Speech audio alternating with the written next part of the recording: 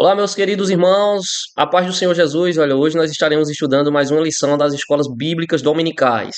A lição publicada pela CPAD, a Casa Publicadora das Assembleias de Deus do Brasil. Nós estaremos estudando hoje esta lição, dando continuidade. Na verdade, é esta lição que tem como tema central o Deus que governa o mundo e cuida da família. Os ensinamentos divinos nos livros de Ruth e de Esté para a nossa geração.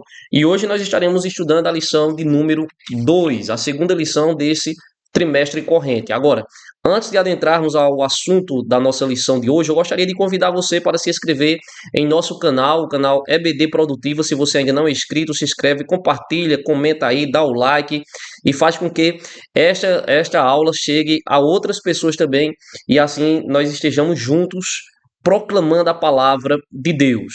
Feito isso, vamos estar adentrando ao estudo da nossa maravilhosa lição. Repetindo, estamos estudando hoje a lição de número 2, que tem como tema central o livro de Ruth. O nosso texto áureo diz o seguinte, se encontra em Ruth capítulo 1, versículo 1, diz: E sucedeu que nos dias em que os juízes julgavam, houve uma fome na terra, pelo que um homem de Belém de Judá saiu a peregrinar nos campos de Moabe, ele e sua família, e seus 2 filhos. Repito, isso se encontra em Ruth capítulo 1 e o versículo de número 1. A nossa verdade prática diz: servir a Deus não nos isenta de crises. Em qualquer circunstância, o segredo é permanecer fiel, confiando na providência divina. Esta é a nossa verdade prática, a síntese da lição, o resumo de toda a lição que nós estaremos estudando hoje. A lição que nós estaremos estudando no próximo domingo, no dia 14 de julho de 2024, ela tem alguns objetivos específicos a serem alcançados. Primeiro, devemos fazer uma análise da organização do livro de Ruth. Esse é o nosso primeiro objetivo dessa aula e que será também o primeiro objetivo do professor em classe na escola dominical. É fazer uma análise da organização do livro de Ruth. O nosso segundo objetivo é remontar o contexto histórico do livro de Ruth. E o terceiro e último objetivo da nossa lição é apresentar o propósito e a mensagem do livro de Ruth. Apresentado assim os nossos objetivos específicos da nossa aula de hoje, vamos para a nossa introdução. O livro de Ruth se destaca não apenas por sua beleza literária, mas principalmente pela profundidade espiritual de sua mensagem. Fonte de inspiração para judeus e cristãos ao longo dos séculos, o livro narra uma história de amizade, amor e redenção. Os irmãos, observe que o comentarista da lição, pastor Silas Queiroz, ele já inicia a introdução da lição, que deve ser comentada pelo professor no próximo domingo na Escola Bíblica Dominical, destacando que o livro de Ruth ele não chama somente a atenção pela sua beleza literária, mas principalmente pela profundidade espiritual de sua mensagem. Nós estaremos vendo qual é a profundidade da mensagem, ou qual a importância e qual o propósito do livro de Ruth e qual o propósito de sua mensagem na aula de hoje também. Serve de fonte de inspiração para os judeus, como também para todos os cristãos em todo o mundo. Ao longo dos séculos, o livro ele narra uma história de amizade, de amor e de redenção. O nosso primeiro tópico principal da lição fala sobre a organização do livro. Este é o primeiro objetivo a alcançarmos na sala de aula, nesta lição. É justamente apontarmos ou trazermos uma análise da organização do livro de Ruth. Na Bíblia hebraica, primeiro subtópico diz: o livro de Ruth pertence à terceira divisão, seção da Tanakh. A Bíblia hebraica que é composta apenas dos dois, ou melhor dizendo, apenas dos livros do Antigo Testamento da Bíblia Sagrada, da Bíblia cristã. Então, os irmãos, observem o seguinte: o livro, a Bíblia Sagrada, ela tem algumas divisões, como todos nós já conhecemos e tivemos muitas oportunidades de aprender. E nós dividimos a Bíblia Sagrada no Antigo e no Novo Testamento, a Antiga Aliança e a Nova Aliança. Só que na Bíblia hebraica não tem essa divisão. A Bíblia hebraica ela é composta apenas do Antigo Testamento, que nós também temos na nossa Bíblia cristã. E esta divisão, a Bíblia hebraica, o Antigo Testamento, é chamado de Tanakh, a Tanakh, que é justamente o Antigo Testamento da Bíblia hebraica, se assim nós podemos dizer. E aqui eu preparei um slide apontando ou mostrando aqui algumas divisões da Tanakh, da Tanakh judeu, ou da Bíblia hebraica, né? A primeira seção, como os irmãos podem observar, se refere justamente ao Pentateuco, que é os primeiros 5 livros da Bíblia Sagrada que foram compostos ou escritos pelo próprio Moisés. Gênesis, Êxodo, Levíticos, Números e Deuteronômio. Esta é a primeira seção da Bíblia hebraica. A segunda seção se encontra os profetas, Josué, Juízes, Samuel e aí por diante, os profetas maiores, profetas menores, né, como também os livros históricos. Em nossa divisão, na nossa Bíblia cristã, estes livros estão divididos em livros históricos, livros profetas e dos profetas, né, os profetas maiores e os profetas menores. Já na Bíblia hebraica, como os irmãos podem observar, esta seção ela compõe tanto os livros que para nós está na composição de livros históricos, como os livros dos profetas, os maiores e os profetas menores, né? E aqui também nós encontramos a terceira seção da Bíblia hebraica, que se encontra justamente os livros escritos, né? Ou os escritos, assim como eles chamam, que se encontra lá Salmos, Provérbios, Jó, Cânticos dos Cânticos, Ruth, Lamentações, Eclesiastes, Esté, e dentre outros livros, como os irmãos podem observar aí no slide. Então, os irmãos notem que a seção ou as 3 divisões da Bíblia hebraica é diferente da Bíblia cristã.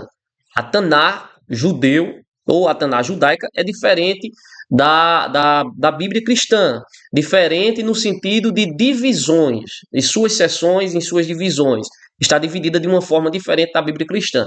E como é que a Bíblia cristã, ela está dividida? Desta seguinte forma aí.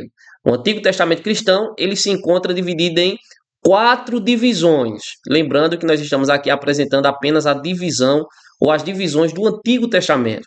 Até porque na Taná não existe Novo Testamento, existe apenas o Antigo Testamento. E o Antigo Testamento está dividido em 3 divisões, como acabamos de ver aqui.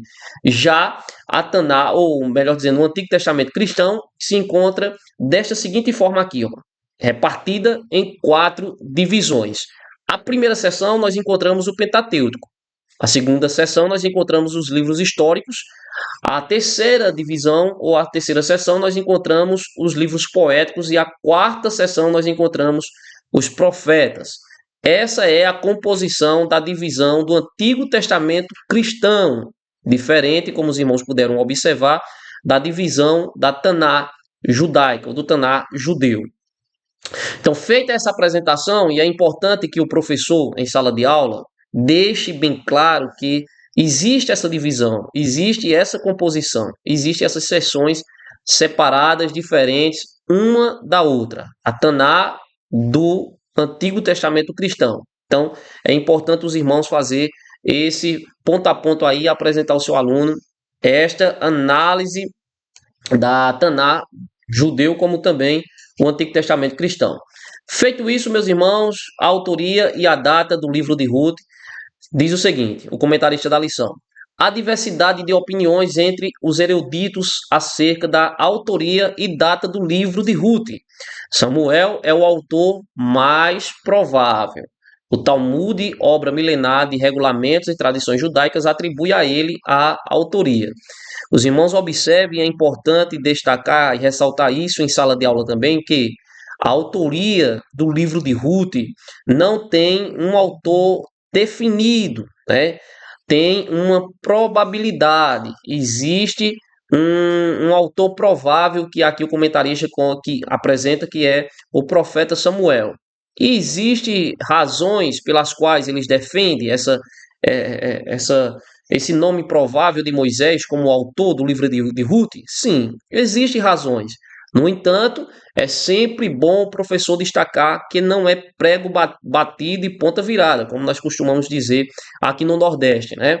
Existe um autor provável que é o profeta Samuel, repito. No entanto, não é algo concreto, né? Existem razões pelas quais os estudiosos da Bíblia Sagrada e até mesmo o Talmud, né, que é uma obra milenar de tradição judaica, esta obra ela atribui a Samuel a autoria do livro de Ruth. No entanto, repito, é algo provável, não é algo concreto.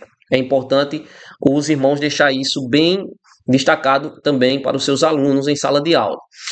Adiantando aqui para o segundo tópico principal, já tendo feito aqui uma análise, né, da, da, da autoria do livro de Ruth, a forma que a Taná ela está dividida em suas 3 seções, e a forma que a Bíblia cristã ela está dividida em suas 4 seções no Antigo Testamento. Feito isso, nós agora partimos para um contexto histórico do livro de Ruth.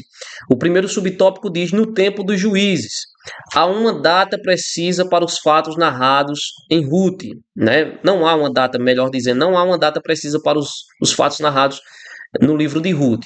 O que sabemos é que ocorreram 3 gerações antes de Davi, antes do rei Davi, nos dias dos juízes, conforme nós podemos encontrar no próprio livro de Ruth, né? Capítulo 1 e o versículo 1, que também encontra-se na leitura bíblica em classe, esse texto aqui da palavra de Deus.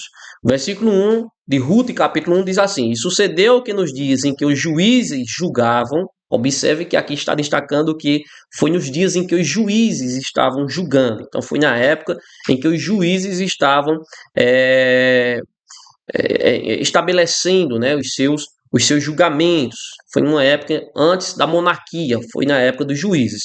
Então, naqueles dias houve uma fome na terra, pelo que um homem de Belém, de Judá, saiu a peregrinar nos campos de Moabe, ele e sua mulher e seus 2 filhos. Aqui nós sabemos que se trata justamente de Elimeleque, Noemi e os seus 2 filhos. Saíram das terras de Belém de Judá e foram para os campos de Moabe em busca de fugir ou procurando fugir da fome que estava se estabelecendo lá em Belém de Judá. Então, naquela ocasião, estava se dando justamente dentro daquele contexto histórico, havia justamente o período dos juízes, né, que é bem conhecido pelos cristãos. Então, nós não temos uma data definida de quando foi escrito o livro de Ruth, assim como nós não temos uma data ou não temos um autor definido de quem foi aquele que escreveu o livro de Ruth. Repito, nós temos um autor provável que foi o profeta Samuel. Existem razões para defender isso. No entanto, não temos algo concreto. E da data do livro escrito de Ruth também não temos algo concreto. Em que ano, em que data específica foi escrito. No entanto, nós sabemos que foi dentro do período dos juízes, né? O Ruth, ela estava inserida naquele período ali dos juízes. A família de Elimeleque, Noemi, os seus 2 filhos, estavam dentro daquele contexto histórico ali. Uma frase que identifica bem aquela época sombria é: cada qual fazia o que parecia direito aos seus olhos, conforme Juízes, capítulo 17 e o versículo 6. O contexto do livro de Ruth está inserido dentro de um contexto sombrio, como o próprio comentarista da lição ele destaca. Era um contexto em que o povo estava dando as costas para Deus, estavam se rebelando contra o Senhor, estavam introduzindo a adoração de ídolos dentro do povo de Deus, e era um momento em que o povo estava literalmente se afastando de Deus, cada vez mais. Então, talvez seja por isso aí, ou por que não dizer que com certeza por essa razão houve ali o estabelecimento de uma fome em Belém de Judá, porque existia para o povo de Israel bênçãos decorrentes da obediência, proferidas pelo profeta Moisés lá no Monte Gerizim, né? Em Deuteronômio capítulo 28, a partir do versículo 1, nós vamos ver lá Moisés estabelecendo ou proferindo bênçãos para a nação de Israel, que seriam bênçãos que o povo iriam receber em decorrência da obediência à palavra de Deus, aos estatutos estabelecidos pelo Senhor. Na medida que o povo obedecia ao Senhor, o povo recebiam as bênçãos do Senhor. Agora, em contrapartida, na medida em que o povo desobedecia ao Senhor, as maldições que estavam sendo proferidas ali no Monte Gerizim viria sobre o povo de Deus também, os israelitas. Então, uma das maldições era justamente a fome, né? E o povo estava em desobediência aos estatutos estabelecidos por Deus dentro daquele contexto histórico da família de Elimeleque, e eles estavam sofrendo as consequências da desobediência, né? Que era justamente um estabelecimento da fome ali se alastrando pela terra de Belém de Judá. Elimeleque, para fugir desta fome, juntamente com a sua família, foge para os campos de Moabe, assim como nós já vimos na lição anterior. Então era um contexto sombrio, era um contexto de desobediência, era um contexto de imoralidade sexual, era um contexto de idolatria, era um contexto de perversidade do povo de Israel, de abandono à lei e aos estatutos estabelecidos por Deus. Tanto é que Juízes capítulo 17, versículo 6, vai destacar que naqueles dias cada qual ou cada homem fazia o que parecia direito aos seus olhos. O povo não tinha, né, um padrão estabelecido a ser seguido. Até tinha, mas não observava o padrão, não observava os parâmetros estabelecidos pela lei de Deus, pela palavra do Senhor. Então, cada um fazia o que lhe parecia correto aos olhos, né? Um fazia de uma forma, outro fazia de outra forma, e cada um fazia algo que parecia bem ou direito aos seus olhos. E nós sabemos que aquilo que o homem faz, que lhe parece ser direito aos olhos, sempre é inclinação para as coisas más, né? Para as obras da carne. Nunca se inclina para aquilo que a palavra de Deus requer. Mas havia sim os estatutos estabelecidos por Deus, mas o povo havia abandonado e estava fazendo cada um o que lhe parecia direito aos olhos, aos seus olhos. Então esse era o contexto de Ruth, né? Este era o contexto de Noemi, este era o contexto da família de Elimeleque. Secularismo, hedonismo e idolatria. Essas eram as práticas pelas quais as pessoas ali, né, do contexto do livro de Ruth, eles estavam inseridos, né? Depois da morte de Josué e dos demais líderes de seu tempo, levantou-se uma geração que não tinha profunda comunhão com Deus e não conhecia o que ele havia feito ao povo hebreu. Deus havia feito coisas extraordinárias em favor da nação de Israel. Deus se manifestou de uma forma sobrenatural para aquelas pessoas. No entanto, ao passar o tempo, né, Moisés ele faleceu, Josué faleceu, e o contexto histórico nos diz que depois da morte de Josué e dos demais líderes que foram depois de Josué, levantou-se uma geração, surgiu uma geração que não tinha profunda comunhão com Deus, que não conhecia o Senhor. E o conhecimento aqui não fala do conhecimento intelectual, conhecimento teórico. O conhecimento desse contexto aqui é o conhecimento de intimidade em comunhão com Deus e comunhão com Deus. Então essa geração não tinha intimidade com Deus. Até conhecia os estatutos do Senhor, até conheciam as leis do Senhor, mas não se inclinavam para obedecer às leis e os mandamentos do Senhor. Eles não procuravam viver uma vida de comunhão com Deus. Então Israel ele cedeu, né? O povo de Israel cedeu ao estilo de vida pecaminoso dos cananeus, que eram justamente os povos vizinhos, e foi atraído à adoração dos seus deuses, conforme Juízes, capítulo 2 e o versículo de número 7. E esse texto aqui eu gostaria de estar lendo com os nossos irmãos que estão conosco nesta aula. Juízes capítulo 2, versículo 7, veja que a palavra de Deus fala sobre aquele contexto histórico de depravação moral e espiritual do povo de Israel. E serviu o povo ao Senhor todos os dias de Josué e todos os dias dos anciãos que prolongaram seus dias depois de Josué. E viram toda aquela grande obra do Senhor, a qual ele fizera a Israel. Versículo 8 diz: faleceu, porém, Josué, filho de Nun, servo do Senhor, da idade de 110 anos. A partir deste versículo 7 por diante, até o versículo de número 13, os irmãos vão observar que está falando justamente do momento ou do contexto da morte de Josué. Após Josué morrer, após os líderes que vieram após Josué morrerem também, surgiu uma nova geração. E esta geração, repito, não tinha intimidade com Deus. Tinha conhecimento intelectual, tinha conhecimento prático do que Deus havia feito, mas não procuravam atentar para as maravilhas que o Senhor havia feito no meio do seu povo. E aí nós chegamos no versículo de número 13, que diz o seguinte, né? Versículo 12, acompanha ainda comigo Juízes capítulo 2, versículo 12, e o 13 diz: e deixaram o Senhor, Deus de seus pais, que os tirara da terra do Egito, e foram-se após outros deuses, dentre os deuses das gentes que havia ao redor deles, e encurvaram-se a eles e provocaram o Senhor a sua ira. Versículo 13 diz: porquanto deixaram ao Senhor e serviram a Baal e a Astarote. Então veja que o povo aqui está abandonando Deus, está abandonando a lei do Senhor. Os estatutos estabelecidos por Deus estão se voltando para os ídolos das nações vizinhas, para os líderes para os ídolos das nações dos cananeus. Então este é o contexto histórico, né? Um contexto de podemos destacar de idolatria, de perversidade, de imoralidade, de práticas pecaminosas. Então, o livro de Ruth se encontra nesse contexto. Opressão, clamor e livramento. A apostasia tornou Israel presa fácil de seus inimigos. O comentarista da lição diz que os inimigos atacavam e saqueavam suas cidades e as suas terras, e mantinham o povo sob domínio opressor por longos períodos. Nós podemos encontrar isso em Juízes capítulo 3, versículo de número 7 ao versículo de número 9, onde o texto da palavra de Deus diz o seguinte: e os filhos de Israel fizeram o que parecia mal aos olhos do Senhor, e se esqueceram do Senhor, seu Deus, e serviram aos Balaíns e a Astarote. Versículo 8, continua o texto dizendo: então a ira do Senhor se acendeu contra Israel, e ele os vendeu em mão de Cusa-Rissataim, rei da Mesopotâmia. Versículo 9 diz: e os filhos de Israel clamaram ao Senhor, e o Senhor levantou aos filhos de Israel um libertador e os libertou.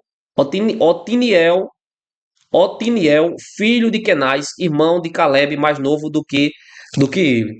Então, os irmãos, observem: o povo deu as costas para Deus, como sempre faziam, abandonaram os estatutos do Senhor, se voltaram para outros deuses, se inclinaram e adoraram e serviram a esses outros deuses das nações vizinhas ali, né, do povo cananeu. Fizeram o que era mal ao Senhor. Isso acendeu a ira de Deus. Então, o que é que Deus faz? Deus entrega a nação de Israel nas mãos dos inimigos. Os inimigos vêm, saqueiam a nação de Israel, roubam, escravizam o povo de Israel, oprimem aquela nação, e tudo isso por decorrência de desobediência, que sempre é assim. A desobediência sempre trará sobre a humanidade consequências terríveis, né? Mas o que acontecia? O povo, diante do sofrimento, porque o sofrimento, ele muitas vezes ele é pedagógico. O sofrimento, a aflição é pedagógico. Então, diante do sofrimento, o povo aprende. E o que é que eles fazem? Eles lembram de Deus, lembram dos mandamentos e estatutos do Senhor e se voltam para Deus, se arrependem e vê que fizeram o que era mal diante do Senhor. Então, mediante o arrependimento, eles clamam e Deus dá livramento a eles, conforme o próprio versículo 9 nos diz, que Deus levantou para eles um libertador e levantava um juiz para libertar o povo de Israel.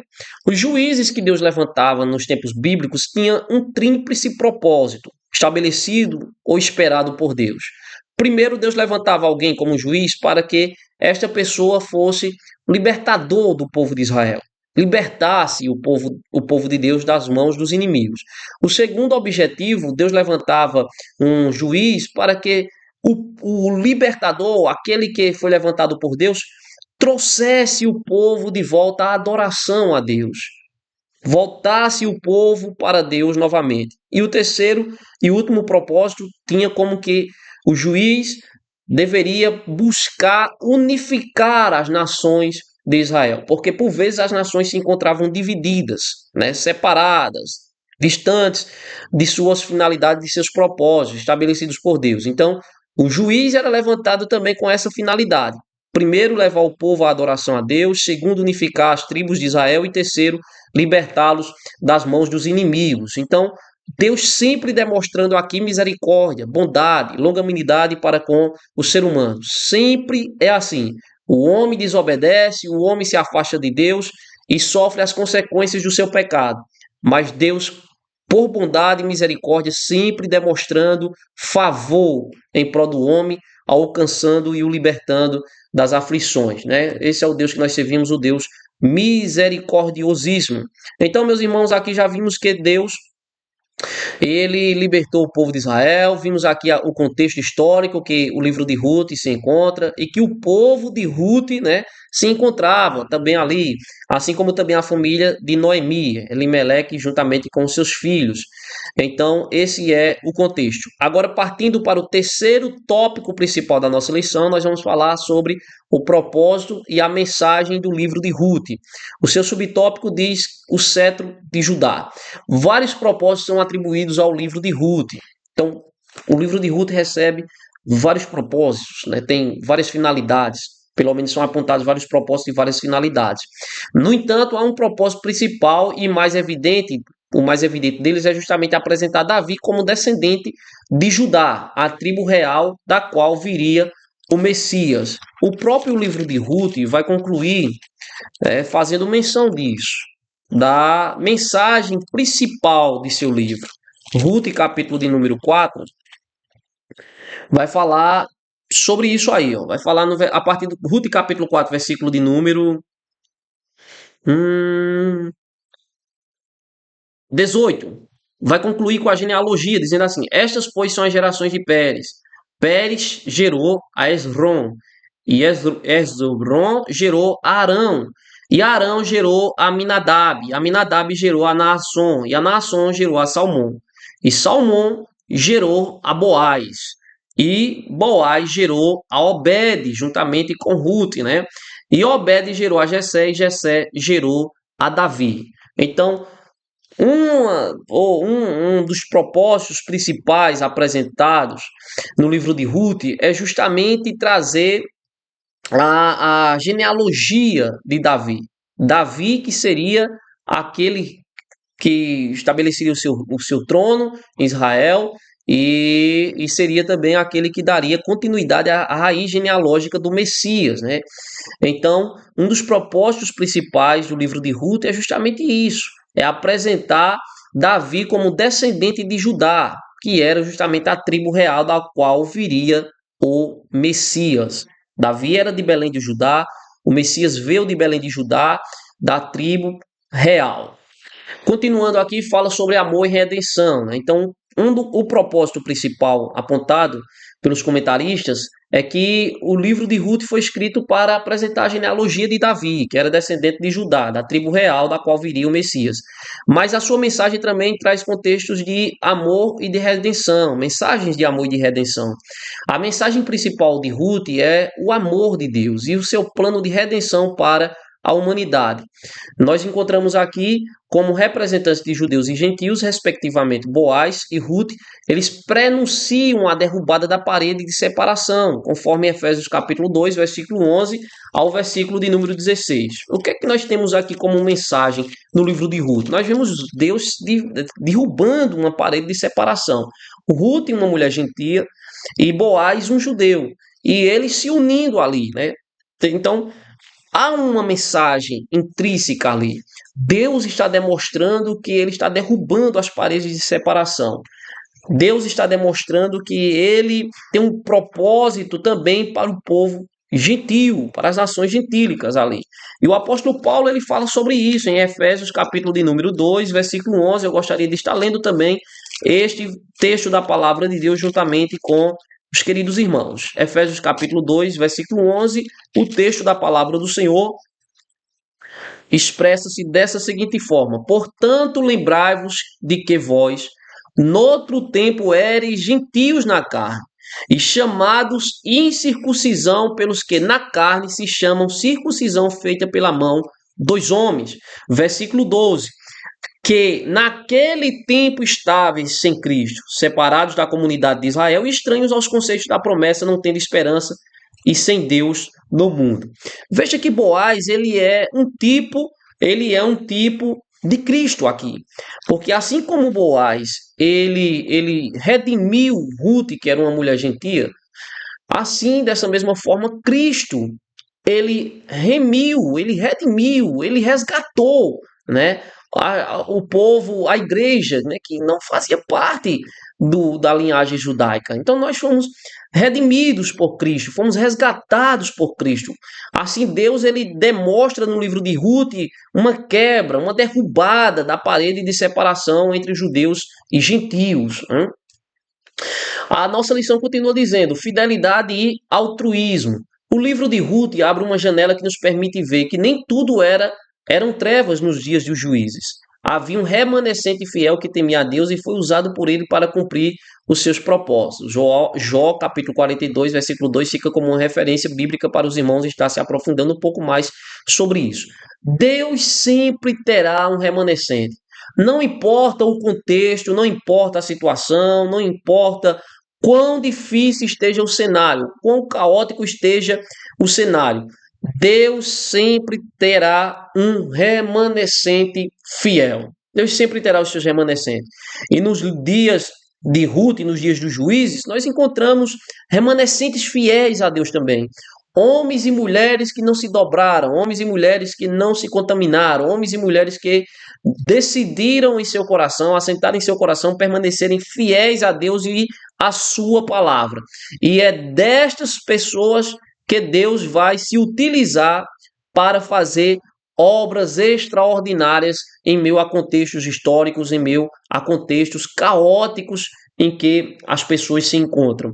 Então, nos dias dos juízes, a maioria vivia segundo os seus próprios padrões e interesses, conforme Juízes capítulo 21 e o versículo de número 25. Cada um fazia o que parecia reto aos seus olhos, parecia direito, parecia bom aos seus olhos. Então, cada um estava andando de acordo com os seus próprios entendimentos, as suas próprias vontades, os seus próprios desejos.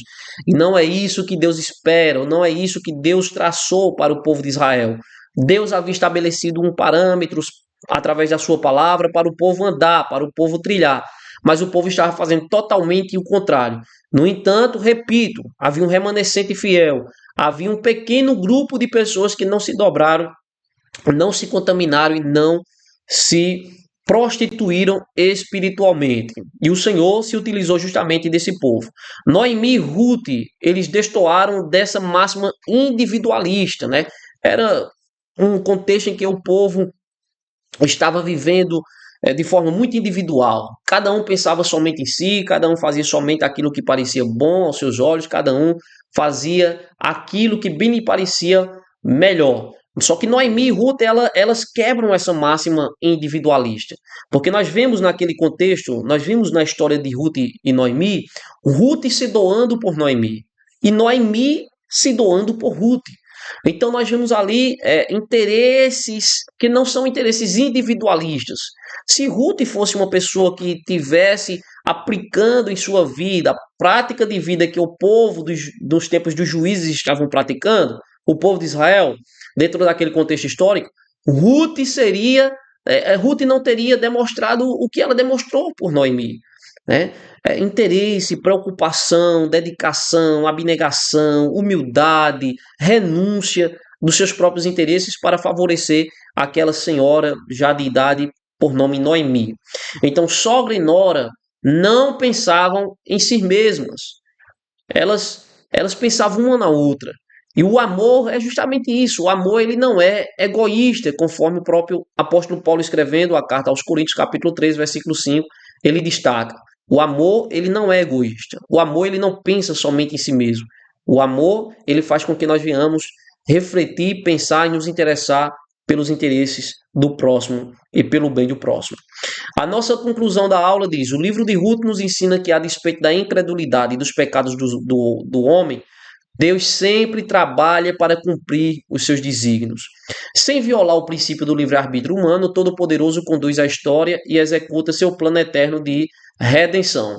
O livro também nos mostra como a fidelidade de Deus se aplica às circunstâncias comuns da vida. Em tudo, ele é fiel. Isaías capítulo 64, versículo 4, a última referência da nossa aula de hoje. Portanto, meus amados irmãos, Deus sempre cumprirá com os seus desígnios, com os seus propósitos. Trazendo a síntese assim, a conclusão da nossa aula, a nossa verdade prática diz: servir a Deus não nos isenta de crises. Em qualquer circunstância, o segredo é permanecer fiel, confiando na providência divina. Ruth era uma mulher fiel a Deus. Noemi se mostrou uma mulher fiel a Deus. Elimeleque, a sua família demonstraram ali interesse e preocupação em observar os mandamentos de Deus. No entanto, sofreram crises, passaram por circunstâncias desfavoráveis. Então, ser fiel a Deus não nos isenta dessas crises, não nos isenta dessas aflições, desses sofrimentos da vida. Mas é importante que em qualquer circunstância, o segredo sempre será o mesmo: é permanecer fiel e confiando na providência divina. Deus foi fiel com Noemi e com Ruth. Ruth e Noemi foram fiéis a Deus e receberam a provisão de Deus, receberam a bênção de Deus, receberam o socorro de Deus para as suas vidas. Então, se você está passando por situações adversas, lembre-se sempre: confiar em Deus ainda continua sendo a melhor alternativa para nossas vidas. Meus amados irmãos, concluímos assim a nossa aula de hoje. Esperamos em Deus que o Senhor continue nos abençoando e nos dando uma próxima aula, se assim Ele quiser, para a honra e a glória do seu nome. Agradeço a você que esteve comigo neste vídeo até a conclusão desta aula. Que Deus em Cristo te abençoe e que tenhamos uma excelente aula na escola dominical. Deus abençoe a todos e até mais.